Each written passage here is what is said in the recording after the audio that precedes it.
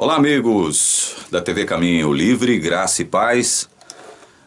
Estamos de volta com mais um vídeo, mais um estudo bíblico aqui na TV Caminho Livre. Gostaria de continuar agradecendo os apoios, as manifestações de apoio e carinho que nós temos recebido de muitos irmãos, muitos que têm descoberto agora a TV Caminho Livre, né? E têm se utilizado do nosso e-mail, tvcaminholivre@gmail.com, para entrar em contato conosco, tirar dúvidas, falar conosco, né? Estudar a Bíblia conosco. Isso tem sido uma constante, né? Desde que nós disponibilizamos o nosso e-mail, tvcaminholivre@gmail.com. Eu quero também mencionar o e-mail de alguém que escreveu para mim, dizendo que está desconfiado das minhas intenções. Eu quero dizer para essa pessoa e para todos aqueles que, assim como esta pessoa, estão desconfiados das minhas intenções, que continuem assim, que desconfiem realmente das minhas intenções, que não creiam naquilo que eu estou falando, que após ouvir, que após assistir a algum estudo bíblico aqui, onde a Bíblia é aberta, averigue, vá lá, consulte a Bíblia, veja se o que nós estamos dizendo aqui está de conformidade com a palavra de Deus. Mas é bom lembrar o seguinte, que nós aqui na TV Caminho Livre não nos utilizamos daquela estratégia famigerada de tirar um texto do seu contexto para que a partir daí a gente forme um pretexto. Essa é a estratégia da Igreja Adventista do Sétimo Dia e de outras mais por aí. Nós não fazemos isso aqui, nós procuramos analisar um assunto buscando revelações a respeito, acerca deste assunto, do Gênesis ao Apocalipse, buscando mostrar a harmonia bíblica a respeito do assunto. A gente não saca um texto do seu contexto e forma ali um castelo dogmático, um castelo doutrinário, como faz a Igreja Adventista do Sétimo Dia, por exemplo, com relação a Daniel 8,14, né? Daniel 8,14, para quem não sabe, a Igreja Adventista considera Daniel 8,14 um texto isolado. Você não pode levar em consideração o contexto de Daniel 8,14, porque senão você não chegará, e obviamente não tem como chegar mesmo, às mesmas conclusões que a teologia mentirosa adventista chega, né? De, a partir dali, construir uma doutrina chamada juízo investigativo. Bom, o meu assunto hoje aqui não é juízo investigativo, já tem aí mais de 2 meses, quase 3 meses, né? Do último vídeo que nós gravamos, né? E a gente demorou a fazer um outro vídeo justamente porque eu tenho tido o cuidado de analisar, antes de produzir um vídeo aqui, analisar o assunto em questão. Por exemplo, eu tive o cuidado de comprar, ir até a Casa Publicadora Brasileira e comprar este livro aqui, ó, Apocalipse 13, do autor americano Marvin Moore. Ele é um adventista do Sétimo Dia, diretor de um órgão lá dos Estados Unidos, da Igreja Adventista nos Estados Unidos. Eu tive a curiosidade de comprar, aliás, eu fui até a casa e comprei este livro, porque eu queria saber se a Igreja Adventista tem algo novo, né? Possui uma interpretação nova, né? Se ela está com um entendimento, pelo menos em algum aspecto novo, diferente daquele que eu já conheço a respeito de Apocalipse 13. Apocalipse 13, para quem não sabe, é o capítulo do livro de Apocalipse que descreve as duas bestas. A primeira besta que surge do mar e a segunda besta que surge da terra. Eu fui então à casa e comprei este livro para saber o seguinte, será que há alguma coisa nova que a Igreja Adventista propõe que eu não saiba? Então é por isso que eu fui até a casa comprar este livro. E como a leitura é muito chatinha, muito modorrenta, a leitura deste livro aqui, eu demorei lê-lo justamente porque eu estava lendo a conta-gotas mesmo, né? Um livro desse aqui eu leio em 1-2 dias. Mas eu demorei muito tempo para ler o livro, porque é uma leitura chata, modorrenta, muito chatinha, né? Mas eu queria saber se a igreja tem algo novo acerca deste assunto. Besta que sobe do mar, besta que sobe da terra, enfim, besta do Apocalipse de um modo geral. E não tem, né?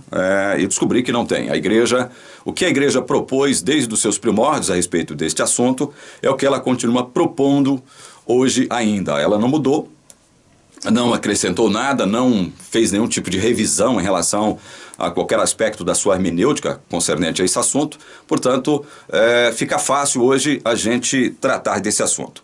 Você que assistiu o meu último vídeo vai se lembrar de que no meu último vídeo eu tratei daquela interpretação equivocada da Igreja Adventista do Sétimo Dia sobre besta e Babilônia, no capítulo 17 do Apocalipse. Eu não vou abrir o capítulo para a gente não perder tempo, porque o assunto que nos traz aqui também é de suma importância. Então, só para recordar, no capítulo 17 do Apocalipse, nós temos lá a descrição da grande prostituta, a grande Babilônia. Capítulo 17 do Apocalipse. A Igreja Adventista, ela afirma o seguinte, que besta é papado, que Babilônia é a Igreja Católica, e que papado com a Igreja Católica, obviamente, né, unidos aí ao protestantismo, que a Igreja Adventista considera como apostatado, caído, e com a inclusão do Espiritismo, irão formar uma coalizão mundial, de âmbito mundial, e promulgar uma religião mundial com um decreto também da mesma natureza mundial, ordenando a guarda do domingo. E todos aqueles que se objetarem, todos aqueles que se recusarem a guardar o domingo como dia santo, segundo o entendimento adventista, serão objetos de perseguições, inclusive uns ou muitos de morte, até de morte, né?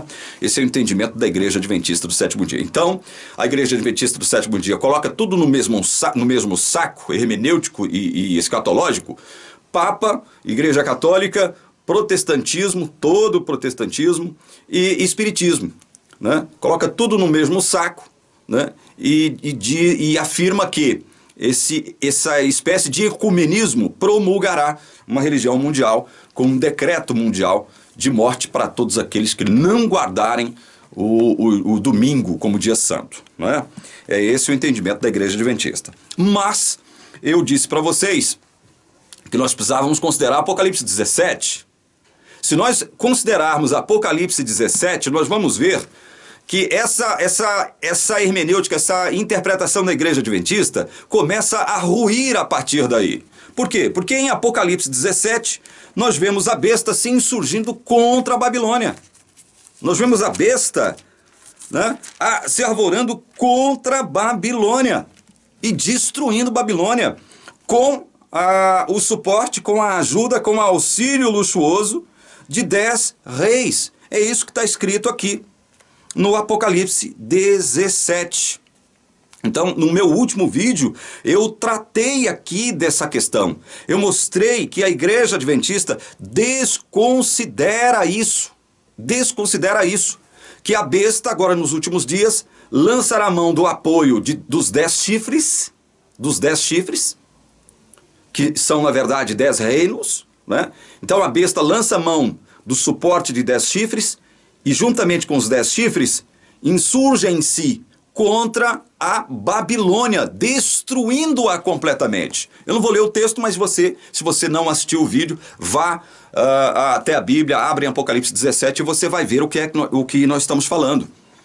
Apocalipse 17, então, ele começa a derreter a interpretação adventista sobre essa questão. Besta, Babilônia, ecumenismo, essa coisa toda. O que a gente vê aqui é a besta se insurgindo contra a Babilônia. Então, se nós entendemos, assim como os adventistas, que besta é papado, Babilônia, mãe, é a Igreja Católica, não é? Nós vamos perceber, segundo o entendimento de Apocalipse 17, que a interpretação adventista vai por água abaixo aqui, porque aqui no Apocalipse 17, a besta, papado, segundo a Igreja Adventista, vai se insurgir contra a Babilônia, a Igreja Católica, e destruirá Babilônia.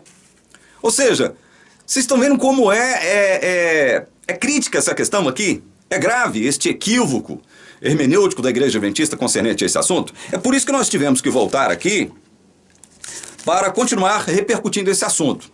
Eu quero não fazer uma exegese demorada sobre Apocalipse 13. Não é isso que eu quero fazer, porque isso demandaria tempo e nós não temos tempo. Eu quero ir em alguns pontos que eu considero chaves para que a gente possa elucidar essa questão. Por exemplo, eu hoje gostaria de mostrar a vocês, agora neste vídeo, Gostaria de deixar claro para vocês, segundo a Bíblia, lógico, que papado, ou papa, seja ele quem for que estiver na liderança da Igreja Católica, não pode ser a besta do Apocalipse. Não poderá ser a besta.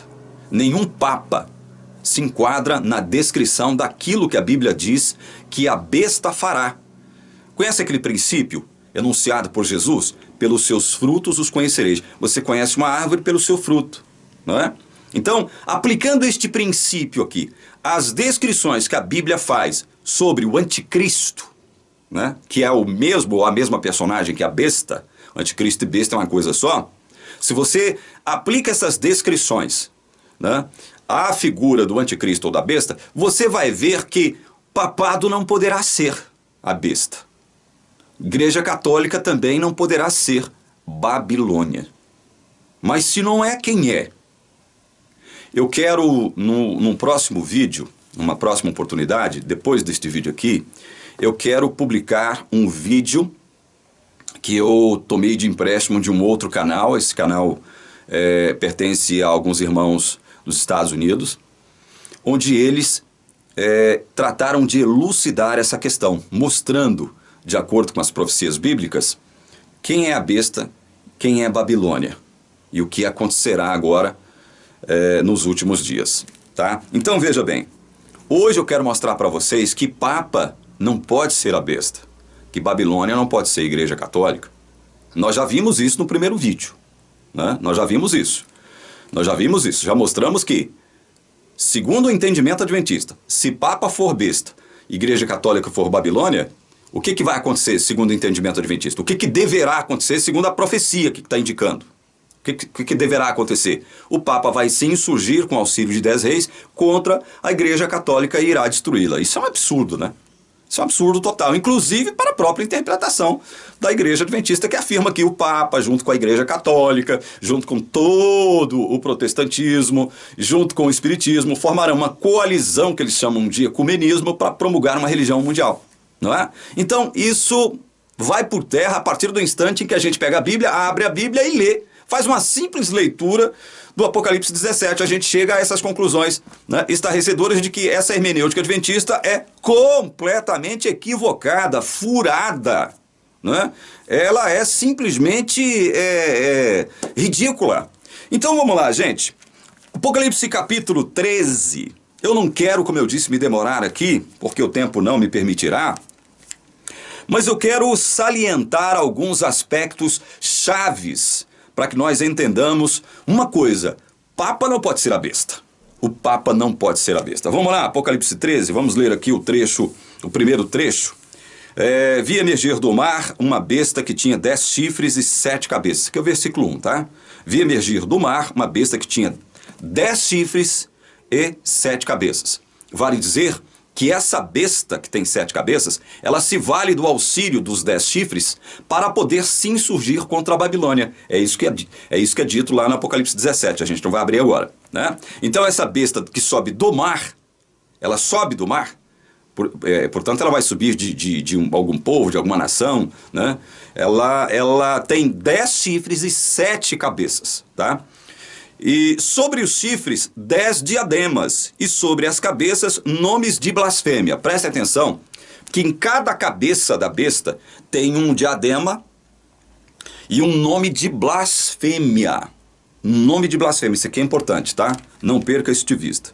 A besta que vi era semelhante a leopardo. Leopardo é aquele animal que Daniel viu em visão noturna e relatou no capítulo 7 como sendo o Império Greco-Macedônico, sob a liderança primeiro de Alexandre o Grande. Então, leopardo aqui é um tipo, é um símbolo, segundo Daniel capítulo 7, do Império Greco-Macedônico. A besta que vi era semelhante a leopardo, com pés como de urso. O urso é o animal que corresponde, é o tipo, é o símbolo que corresponde ao Império Medo-Persa, que Daniel relatou, viu e relatou em Daniel 7 também. E boca de leão. Leão é um animal que corresponde a um tipo, é um símbolo que corresponde ao Império Babilônico, um sucedendo ao outro.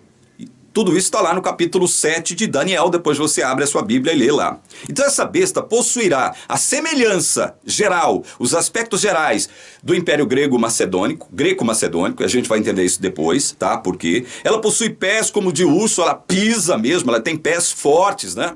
O pé de um urso sobre você te esmagaria, né? E outra, boca de leão, ou seja, fala arrogantemente, fala de modo prepotente, né? Essa besta, então, possuiria essas características, não é?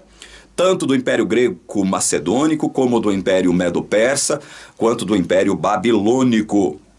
E o dragão deu à besta o seu poder, o seu trono e grande autoridade. Uma das cabeças da besta parecia ter sido golpeada de morte, mas essa ferida mortal foi curada, e toda a terra se maravilhou seguindo a besta. E adoraram o dragão porque deu a sua autoridade à besta, também adoraram a besta, dizendo: quem é semelhante à besta, quem pode lutar contra ela?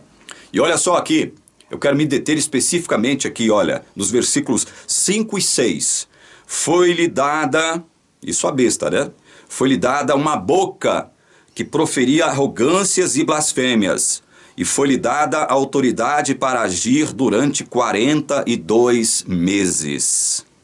A besta abriu a boca em blasfêmias contra Deus, para lhe difamar o nome e difamar o tabernáculo, a saber, os que habitam no céu. Gente, isso aqui é sério, isso aqui é importante. No meu modo de ver, o que está contido aqui nos versos 5 e 6 são determinantes para que a gente possa identificar a besta.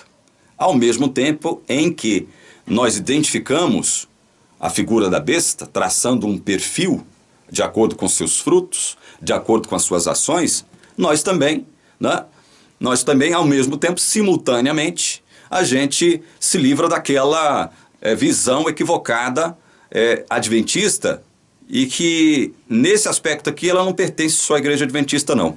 Muitas igrejas, muitas, eu não vou dizer todas, mas muitas igrejas consideradas cristãs, protestantes, elas também têm essa mesma visão que a igreja adventista tem, de que a besta será o Papa. Então, quando a gente analisar o conteúdo aqui, ou o que está implícito aqui, nos versos 5 e 6 de Apocalipse 13, a gente vai poder começar a identificar a besta, traçar um perfil da besta. Bom, está dizendo aqui no verso 5 que ela recebeu uma boca que proferia arrogâncias e blasfêmias. Ela recebeu autoridade para agir durante 42 meses. Ela age, essa besta ou esse anticristo, age por 42 meses. O que são 42 meses? 42 meses são 3 anos e meio. 3 anos e meio. 42 meses não são 1.260 anos, como afirma a igreja adventista. Não é? A igreja adventista afirma que a igreja católica perseguiu os cristãos do ano 538 até o ano de 1798 de modo ininterrupto, de modo implacável. Foram 1.260 anos de perseguição papal. É isso que diz a igreja adventista do sétimo dia. Obviamente, para acomodar um mau entendimento, né, um equívoco hermenêutico de sua parte, a Bíblia, coisa que não existe.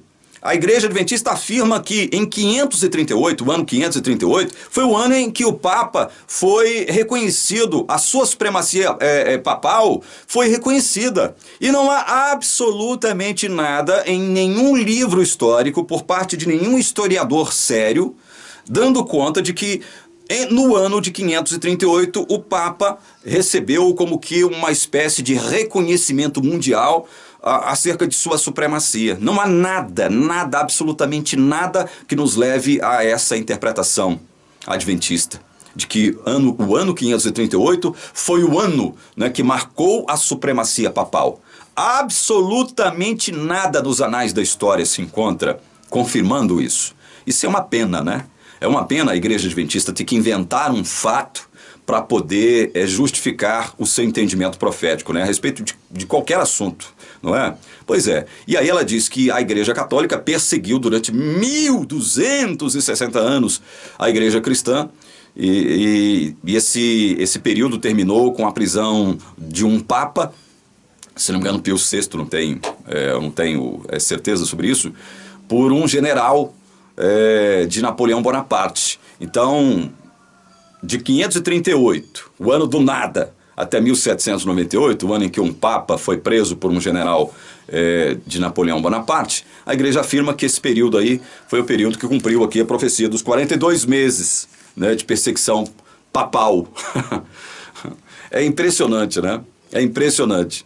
A interpretação adventista afirma que a igreja católica persegue, né, e aí ela é ferida, a sua cabeça é ferida de morte, porque o papa foi preso, né, e morreu inclusive na prisão. Aí, só que o texto bíblico diz o seguinte, o texto bíblico, aqui Apocalipse 13, diz que essa besta, esse anticristo, ele ou ela agirá depois que sua cabeça for curada, e não antes, como afirma a igreja adventista do sétimo dia. E isso é importante, isso é interessante você ver aqui. Né? A besta age por 3 anos e meio apenas, e não por longos 1.260 anos. Já pensou? 1.260 anos de perseguição implacável sobre a igreja cristã? Ela deixaria de existir. Pelo amor de Deus. Né? Pelo amor de Deus, a igreja católica perseguindo de modo implacável e ininterrupto durante 1.260 anos a igreja cristã. Onde é que encontra isso na história mundial? Não estou nem falando da história religiosa, na filosofia da religião, na história das religiões, na história da teologia cristã. Nada disso você não encontra em lugar nenhum isso. Isso é mais uma coisa fantasiosa da cabeça de adventista do sétimo dia. Isso é uma coisa doida. Gente, voltemos aos versículos 5 e 6. Arrogâncias e blasfêmias, autoridade para agir durante 42 meses. A besta abriu a boca em blasfêmias contra Deus para lhe difamar o nome e difamar o tabernáculo, a saber, os que habitam no céu. Então veja, a besta, ou o anticristo, abre a sua boca em blasfêmias contra Deus. Aí eu pergunto, vamos tentar sintetizar isso aqui para que a gente não perca tempo. Blasfêmia, o que seria uma blasfêmia? Blasfêmia seria, olha só, blasfêmia seria atribuir uma obra de Deus a Satanás. Isso é uma blasfêmia. É quando Jesus faz o milagre, é quando Jesus age e você atribui esta ação de Jesus, ou ação de Deus, ou ação do Espírito Santo ao diabo, ao Beuzebu. Isso é uma blasfêmia. Ou também, blasfêmia, seria você atribuir uma característica demoníaca, uma característica que pertence ao diabo, né, exclusivamente ao diabo, e atribuir ela a Deus. O diabo é mau, Deus é mau. Isso é uma blasfêmia. Isso é uma blasfêmia. Então, eu estou sintetizando a coisa, blasfêmia é fazer esse tipo de coisa. É quando você atribui uma obra de Deus ao demônio e quando você atribui a Deus uma característica que é meramente diabólica. Ela pertence ao diabo e não pertence a Deus. Não é? Então, blasfêmia é isso. Então, o anticristo tratará de proferir, olha só, verso 6. Abriu a boca em blasfêmias contra Deus para lhe difamar o nome e difamar o tabernáculo. Olha como isso aqui é importante. Difamar o nome de Deus e difamar o tabernáculo. E o que é o tabernáculo? Os que habitam no céu. Vamos entender isso aqui? Vamos entender o que significa isso? A difamação do nome de Deus por parte do anticristo ou da besta e a difamação do tabernáculo. Vamos entender isso? Então vamos lá. Eu quero que você abra aí em 1 João, próximo aí de Apocalipse, tá? 1 João, capítulo 2, nós vamos ler do verso 18 até o verso 23. Leia comigo, tá? Abra a Bíblia e leia comigo. 1 João, capítulo 2, 18 a 23. Filhinhos, esta é a última hora. E como vocês ouviram que o anticristo vem, também agora muitos anticristos têm surgido. Por isso sabemos que é a última hora. Eles saíram do nosso meio, mas não eram dos nossos. Porque se tivessem sido dos nossos, teriam permanecido conosco. Mas eles se foram para que ficasse manifesto que nenhum deles é dos nossos. Mas vocês têm a unção que vem do Santo, e todos têm conhecimento. Não escrevi a vocês porque não conhecem a verdade, mas porque vocês a conhecem, e porque nenhuma mentira procede da verdade. Quem é mentiroso, presta atenção nisso aqui, quem é o mentiroso senão aquele que nega que Jesus é o Cristo? Isso aqui é um sinal, ó. Quem é o mentiroso, senão aquele que nega que Jesus é o Cristo. Este é o anticristo, que nega o Pai e o Filho. Todo aquele que nega o Filho, esse não tem o Pai. E aquele que confessa o Filho, tem igualmente o Pai. O que significa isso aqui, irmãos? O que significa isso aqui? A Bíblia está nos dando aqui uma dica, uma pista importantíssima para que nós possamos identificar o anticristo, ou a besta do Apocalipse. Porque besta e anticristo é uma coisa só. Quem é o mentiroso serão aquele que nega que Jesus é o Cristo. Portanto, a besta do Apocalipse, o anticristo, uma das coisas que ele fará, ou ela fará, é negar que Jesus é o Cristo, que Jesus é o Messias, que Jesus é o nosso Redentor, que Jesus é o nosso Salvador. A besta negará isso. O anticristo terá que negar isso. A Bíblia está dando uma dica, uma pista aqui. O anticristo negará que Jesus é o Senhor, que Jesus é o Messias.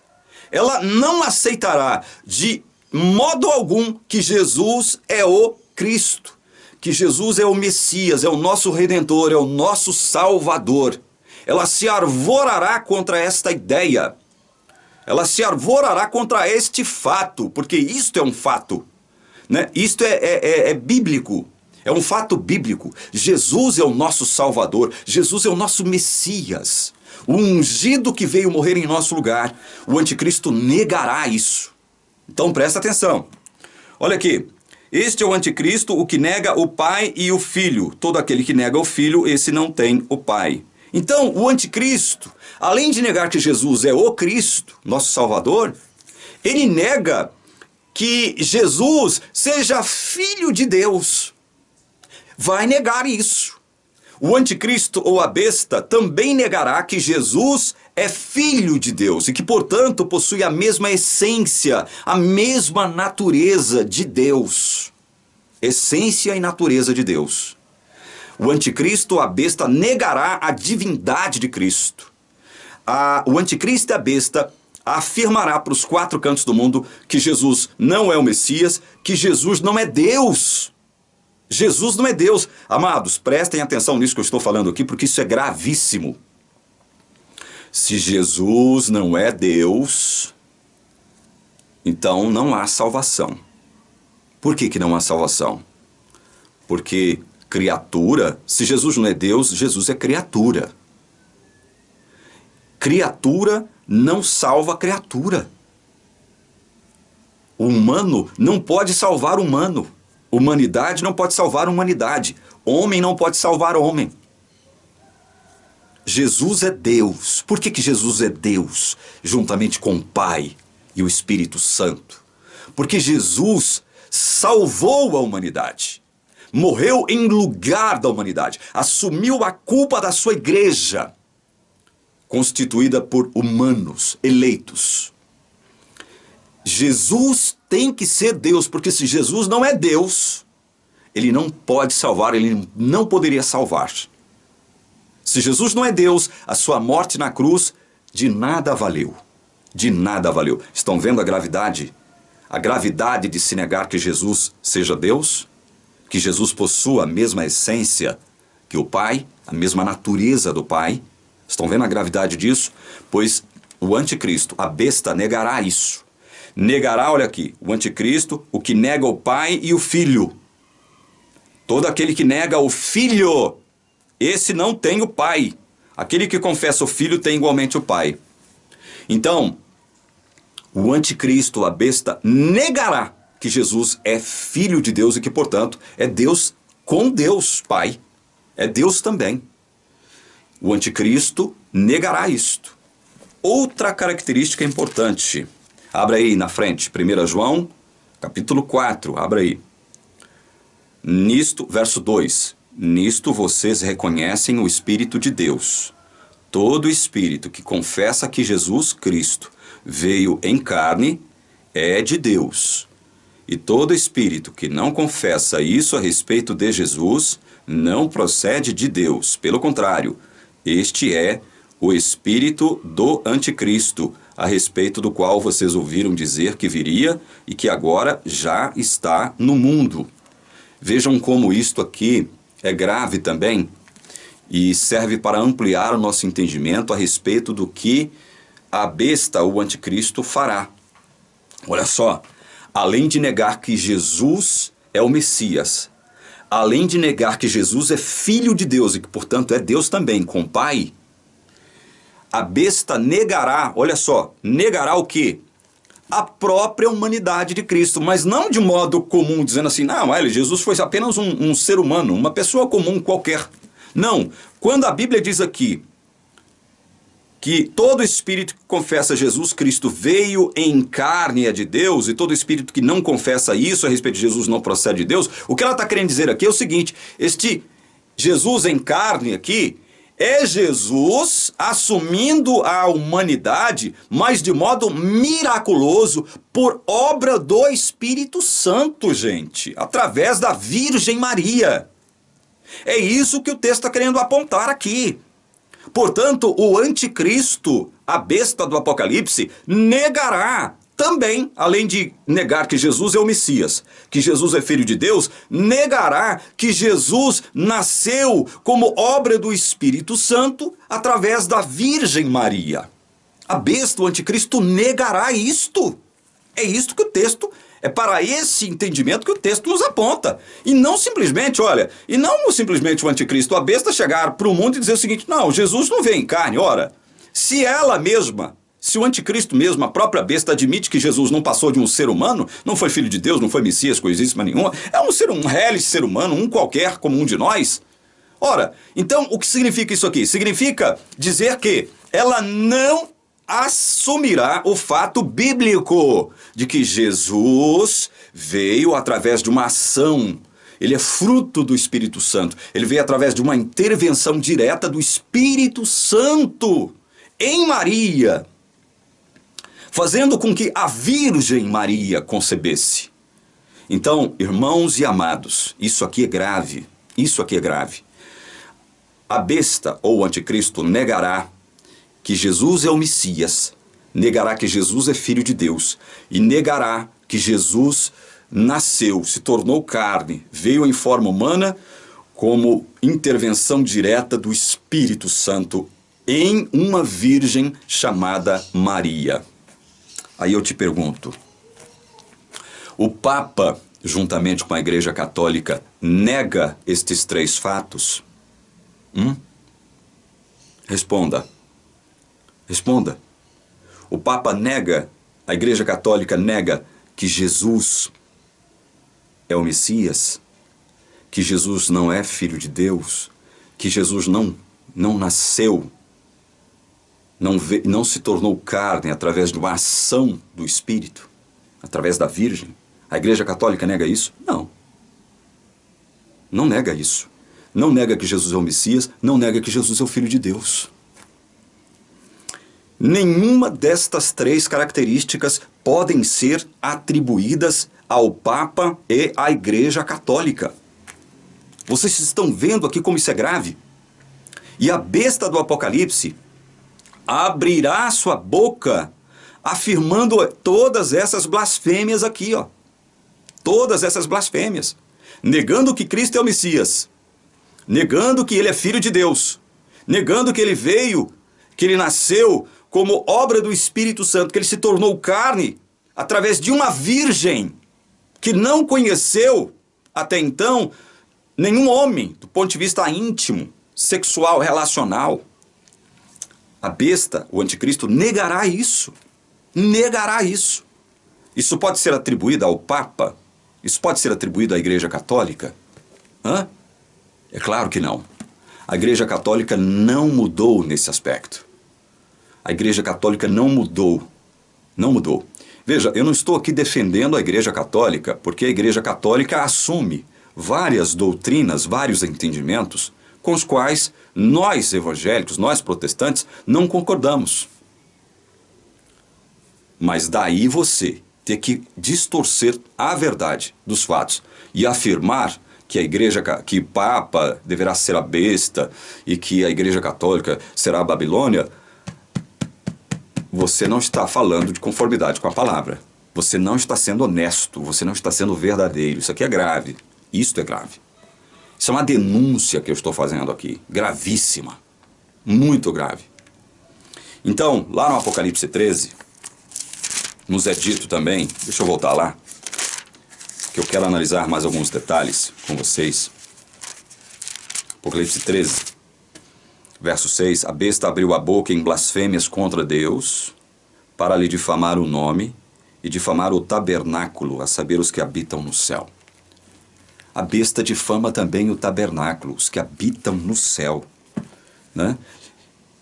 De um modo geral, quando a besta nega, ou o anticristo, nega que Jesus é o Messias, que Jesus é filho de Deus, que ele não nasceu de uma virgem, como obra do Espírito Santo, ela está negando, ela está se insurgindo contra o nome de Deus. Nome de Deus, mas que o nome de Deus? O nome de Deus, do Emanuel, o Deus conosco. Conosco por quê? Porque ele se tornou o nosso Messias. Porque além de filho de Deus, ele se tornou homem, um de nós. O Deus conosco. O anticristo não aceita isso. O anticristo nega isso, peremptoriamente, vocês viram aqui, nega isso. Nega o sentido, o significado do Emanuel, o Deus conosco, unido à nossa humanidade, salvando-nos e unindo-se ao mesmo tempo à nossa humanidade. O anticristo, a besta, nega isto, nega, ela depõe contra isto. E o anticristo, evidentemente, por negar estas verdades a respeito de Deus, a respeito de Jesus, a respeito do Espírito Santo, o anticristo, a besta, nega o quê? Nega o sentido, a importância do tabernáculo. E o que é isso, senão o grande plano da redenção? Porque tudo que faz parte ali da cultura, da tradição tabernacular, né? As tradições do santuário, nos apontam para a redenção em Cristo. Aí você abre aqui em Hebreus, vamos abrir em Hebreus, capítulo 8, vamos ler aí, capítulo 8, versos 1 e 2. Ora, o essencial das coisas que estamos dizendo é que nós temos tal sumo sacerdote que se assentou onde? Onde é que está o sumo sacerdote? Na época em que o escritor de Hebreus estava escrevendo aqui, ele já estava assentado. Se assentou à direita do trono da majestade nos céus, como ministro do santuário e do verdadeiro tabernáculo que o Senhor erigiu e não o homem. A besta deixa de reconhecer isso aqui, que Jesus, o nosso sumo sacerdote, ele não é sumo sacerdote coisíssima nenhuma. Ele não está desempenhando um papel de intermediário, de mediador, de intercessor, porque ele não tem essas prerrogativas. A besta, o anticristo, nega isso aqui. É por isso que ela difama o tabernáculo. É para onde Jesus foi quando ele ascendeu aos céus. Ele ressuscita, passa aqui 40 dias e ascende aos céus. E para onde ele vai? Ele vai direto para o trono de Deus, ao lado direito ali de Deus. E não fica, como diz a Igreja Adventista, por 1810 anos, circunscrito a um cubículo, né, a um compartimento que a Igreja Adventista afirma existir no santuário celestial, o compartimento santo. Se esquecendo que o santuário é a habitação de Deus, não há ali divisão de compartimentos. Essa divisão existia no santuário terrestre porque Deus estava lidando, e está lidando aqui na terra, com seres pecadores, que não poderiam entrar na presença dele, tipificada ali pela glória do Shekinah, no Santo dos Santos. Os pecadores, até mesmo os sacerdotes que foram destacados para esta obra especial, não poderiam entrar ali a todo tempo, né? Diante da presença de Deus, diante do Shekinah, né? Que era uma representação visível da presença de Deus ali. Por isso é que Deus então instruiu Moisés a colocar ali um véu entre o Shekinah e a entrada ali do tabernáculo. Este véu é símbolo inclusive da própria carne de Cristo. Este véu é um símbolo do próprio Cristo também.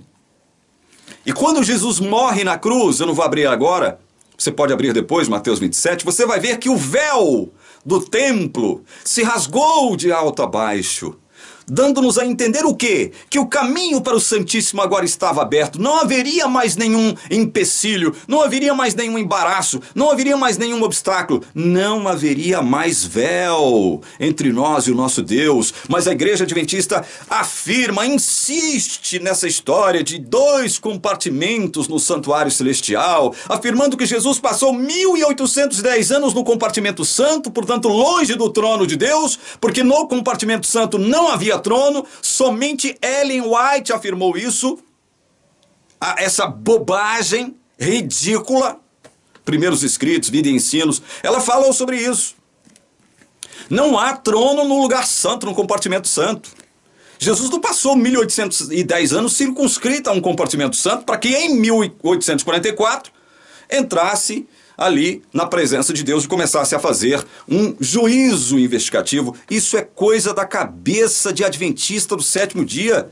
Isso não recebe suporte algum na palavra de Deus. Hebreus capítulo 9, olha aqui. Hebreus capítulo 9. Eu quero ler aqui verso 11, verso 12. Quando, porém, Cristo veio como sumo sacerdote dos bens já realizados. Olha só esse detalhe. Sumo sacerdote dos bens já realizados. Ou seja, a obra de redenção já havia sido cumprida, cabalmente cumprida, realizada. Jesus consumou a obra. E ele afirma isso na cruz. João 19, 30, 31, se não me engano.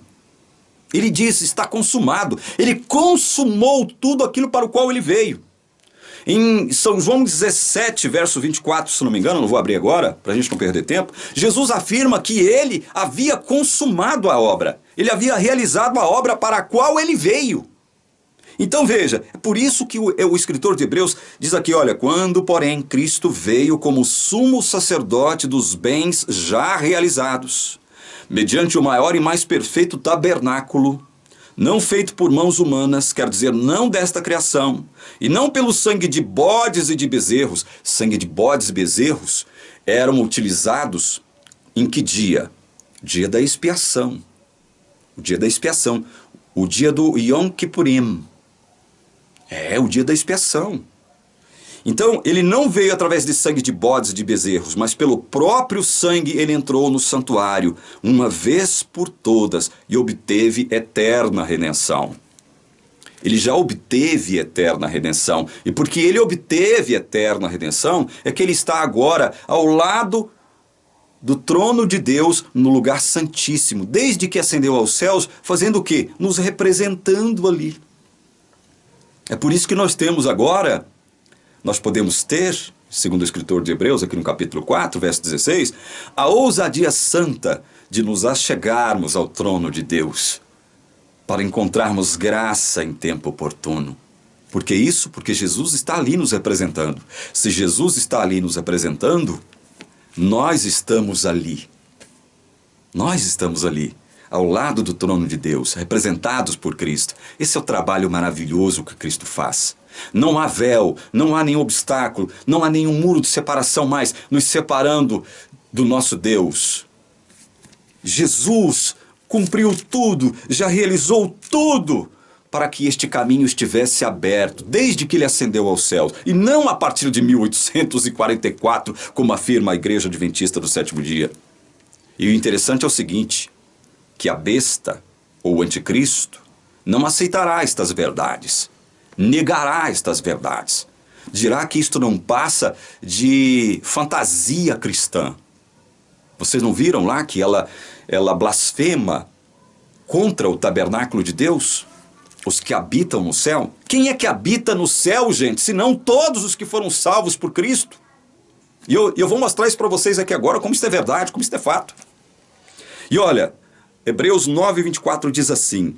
Porque Cristo não entrou em santuário feito por mãos humanas, figura do verdadeiro santuário, porém no próprio céu, para comparecer agora por nós diante de Deus.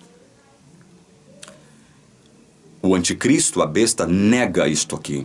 Nega peremptoriamente isto aqui. Hebreus 10, versos 12 a 14, diz assim: Jesus, porém, tendo oferecido para sempre um único sacrifício pelos pecados, assentou-se à direita de Deus, aguardando daí em diante até que os seus inimigos sejam postos por estrado dos seus pés, porque com uma única oferta aperfeiçoou para sempre os que estão sendo santificados. O anticristo e a besta negam isto aqui. Negam esta eficácia do sacrifício de Cristo, esta eficiência em salvar de modo efetivo, aperfeiçoando para sempre todos os que estão hoje aqui na terra sendo santificados. Veja que coisa maravilhosa. O anticristo nega isto. A besta nega isto. Anticristo e besta é uma coisa só. O anticristo ou a besta negará este fato. Negará isto peremptoriamente. Gente, vamos voltar a Apocalipse 13. Voltemos. Apocalipse 13, voltemos lá. Verso 5 em diante. Foi-lhe dada uma boca que proferia arrogâncias e blasfêmias. Foi-lhe dada autoridade para agir durante 42 meses, 3 anos e meio. A besta abriu a boca em blasfêmias contra Deus, para lhe difamar o nome, difamar o tabernáculo, a saber, os que habitam no céu. Quando a besta difama o tabernáculo de Deus, ela está difamando todas as verdades em torno do tabernáculo. Verdades como aquelas que nós acabamos de ler aqui no livro de Hebreus. Com um único sacrifício apenas, Jesus consumou a obra. Com um único sacrifício apenas. Jesus obteve o direito de ir direto para o trono de Deus, o lado direito ali de Deus. Sentar-se do lado direito de Deus e nos representar ali. É isso que Jesus está fazendo. Jesus está assentado, nos representando ali ao lado do trono de Deus. É isso que Jesus está fazendo.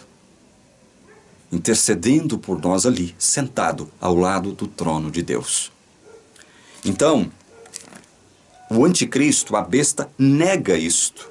Nega o tabernáculo, as verdades a respeito do tabernáculo, a saber, os que habitam no céu. E por quê? Olha, verso 7 em diante. Foi-lhe permitido também que lutasse contra os santos e os vencesse. Por 3 anos e meio, a besta vai lutar contra os santos e vai vencê-los. Isso vai acontecer. Isso vai acontecer. Foi-lhe dada ainda a autoridade sobre cada tribo, povo, língua e nação. Você percebe que ela obterá autoridade de âmbito mundial. E ela será adorada por todos os que habitam sobre a terra. Olha só. Ela será adorada por todos os que habitam sobre a terra. Uma adoração de âmbito mundial. E olha isso aqui. Aqueles que desde a fundação do mundo não tiveram os seus nomes escritos no livro da vida do Cordeiro que foi morto. Quem é que vai adorar a besta ou o anticristo agora, no final dos tempos? Todo aquele, olha aqui o que a Bíblia diz. Não torça a Bíblia não, ela está dizendo o seguinte: adorarão a besta, né? Será adorada por todos os que habitam sobre a terra, aqueles que desde a fundação do mundo não tiveram os seus nomes escritos no livro da vida do Cordeiro que foi morto. Portanto, só adorará a besta, o anticristo agora, todos aqueles que não tiveram seus nomes inscritos no livro da vida. É por isto que a besta, um dos frutos da besta, uma das ações da besta, é blasfemar contra o tabernáculo, a saber, os que habitam no céu. Ou seja, o nome de todos os salvos, de todos os eleitos, estão aonde? Foram inscritos aonde? No livro da vida do Cordeiro, que pertence a Deus, está lá no céu. A besta deixará de reconhecer isto. A besta negará, o anticristo negará isto.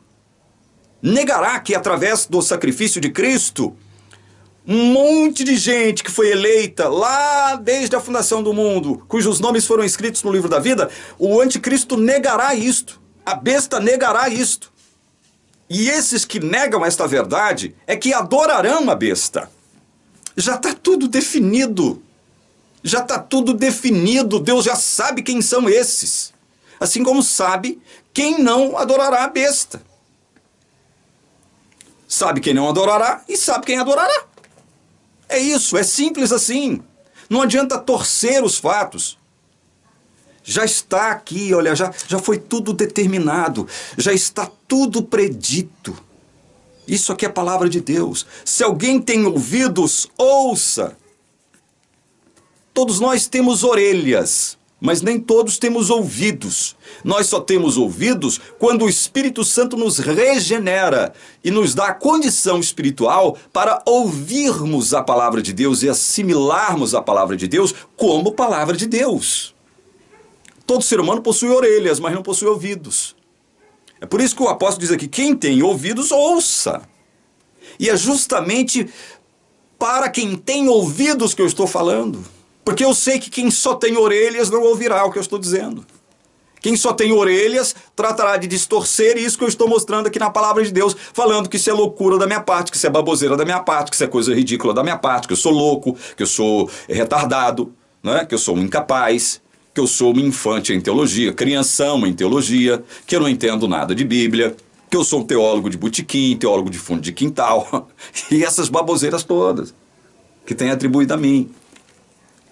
Se alguém tiver de ir para o cativeiro irá. Aí. Se alguém tiver de ser morto pela espada morto será. Aqui está a perseverança e a fidelidade dos santos. Então eu fiz aqui uma breve explanação de alguns pontos que eu considero chaves aqui, para que a gente possa ter a certeza em afirmar o seguinte: besta ou anticristo não pode ser o Papa com auxílio da Igreja Católica. Porque o Papa, junto com a Igreja Católica, não nega a messianidade de Jesus. Não nega que Jesus é filho de Deus. Não nega que Jesus se tornou carne através da obra do Espírito Santo, obra direta, intervenção direta do Espírito Santo em uma virgem que concebe por ação do Espírito Santo. Uma virgem que concebe. A Igreja Católica não nega nenhuma dessas verdades. Ela nega outros aspectos das verdades bíblicas e evangélicas. Isso a gente sabe. Mas essas verdades fundamentais, básicas, elementares, ela não nega. Portanto, Papa não pode ser a besta. Papa não pode ser o anticristo. Eu quero mostrar agora para vocês alguns trechos. Isso eu vou fazer com muita serenidade. Muita serenidade. Alguns trechos deste livro aqui. Tá vendo que livro é esse? Eu quero mostrar para vocês alguns trechos deste livro aqui. Este livro aqui, ele é considerado santo pela maioria dos religiosos da Terra. Um grupo que hoje é a maioria absoluta, um grupo religioso, considera este livro aqui o livro santo deles. É por isso que eu estou manuseando este livro com respeito, muito respeito. Eu não estou aqui difamando nem menosprezando. Eu estou simplesmente mostrando, revelando o que está escrito neste livro em relação ao que eu li neste livro. Então, veja. Aqui neste livro, deixa eu só ver aqui qual é a sura, qual é o capítulo. Ah, achei. Na sura 4, ou seja, capítulo 4, aqui no Alcorão, sura 4, nos versículos 157 e 158, está dito o seguinte: E por terem dito sobre Maria uma infâmia enorme, e por terem dito, matamos o Messias, Jesus, o filho de Maria, o mensageiro de Deus, quando na realidade não o mataram, nem o crucificaram. Imaginaram apenas tê-lo feito. E aqueles que disputam sobre ele estão na dúvida acerca de sua morte, pois não possuem conhecimento certo, mas apenas conjecturas. Certamente não o mataram. Antes Deus o elevou até ele. Deus é poderoso e sábio. Não há ninguém entre os adeptos do livro que deixe de crer em Jesus antes de morrer. E ele será, no dia da ressurreição, uma testemunha contra eles. Uma das coisas que a religião islâmica nega é que Jesus foi morto. Se Jesus não foi morto, se Jesus não morreu, ele não pode ser o quê? Messias. Ele não pode ser o nosso Messias. Porque ele só seria o nosso Messias se ele morresse em nosso lugar. O que a Bíblia diz que o anticristo ou a besta fariam? Uma das coisas que o anticristo e a besta faria seria negar que Jesus é o Messias. E vocês estão vendo aqui, na Sura 4, versos 56 e 156 e 157 e 158, que os muçulmanos negam que Jesus tenha morrido. Este é um fato. Vamos mais adiante. Uma outra sura, desta vez a Sura 5. E o verso 17 diz assim: Descreem os que dizem que Deus é o Messias, o filho de Maria. Dize, quem seria capaz de fazer, seja o que for, contra Deus, se ele quisesse aniquilar o Messias, o filho de Maria, e sua mãe, e todos os habitantes do mundo? A Deus pertence o reino dos céus e da terra e tudo quanto existe entre eles. Deus cria o que lhe apraz, ele tem poder sobre tudo. Descreem os que dizem que Deus é o Messias.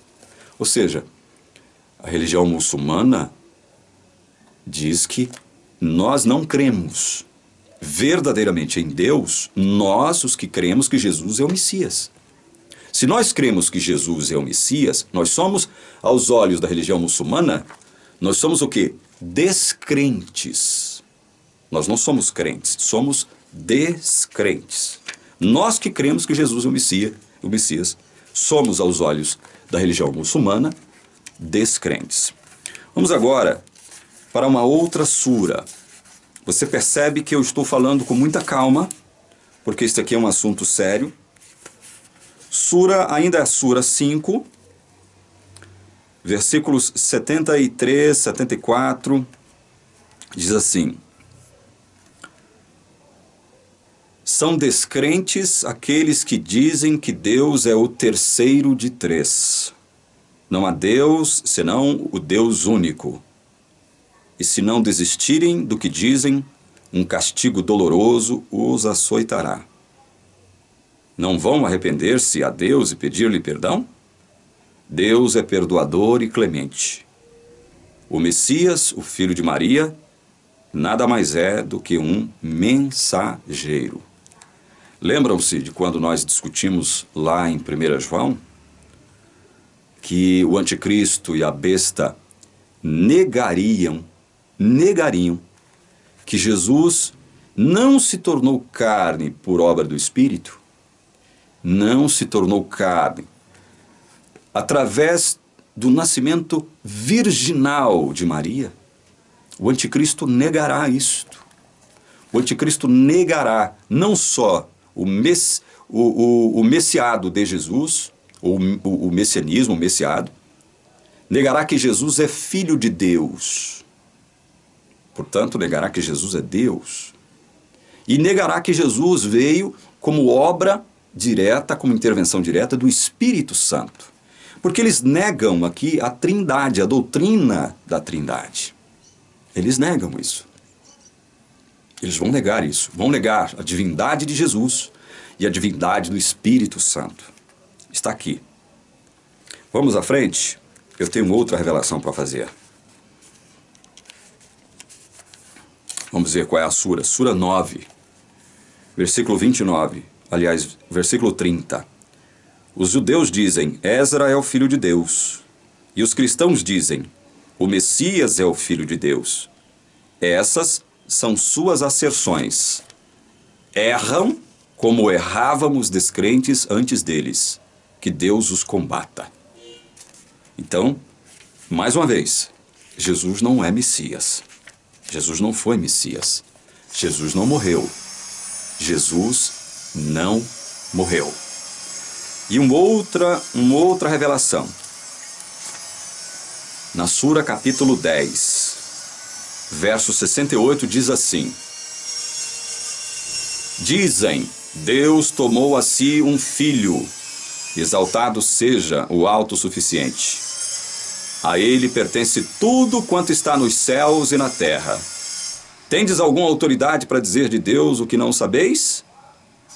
Olha, então a religião muçulmana nega também que Jesus seja filho de Deus. Nega que Jesus seja filho de Deus. Para a religião islâmica, Jesus não é o Messias, Jesus não morreu, Jesus não é filho de Deus, Jesus não nasceu como obra direta, uma intervenção direta do Espírito Santo, através da Virgem Maria. Eles também negam isto. A Igreja Católica não nega nenhum destes fatos. Nada. Então nós podemos afirmar com um grau de certeza enorme que o Papa não é a besta ou o anticristo, como afirmam não só a Igreja Adventista, bem como muitas igrejas protestantes na face da terra. Isso está claro aqui agora. Eu vou fechar este vídeo prometendo trazer para você mais alguns aspectos dessa questão da besta do Apocalipse.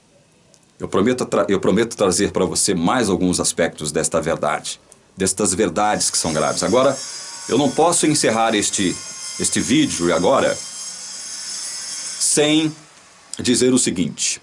Prestem atenção no que eu vou dizer. Eu não estou aqui incitando o ódio aos nossos irmãos muçulmanos. A maioria do povo muçulmano é pacífica. A maioria do povo muçulmano é pacífica. Infelizmente, há no meio do povo muçulmano uma minoria de radicais que se insurgem contra o mundo ocidental, contra o judaísmo, contra o cristianismo, através da prática do terror. Isto é um fato. Essa maioria pacífica do Islã, ela não consegue dominar uma minoria de radicais. Isto também é um fato.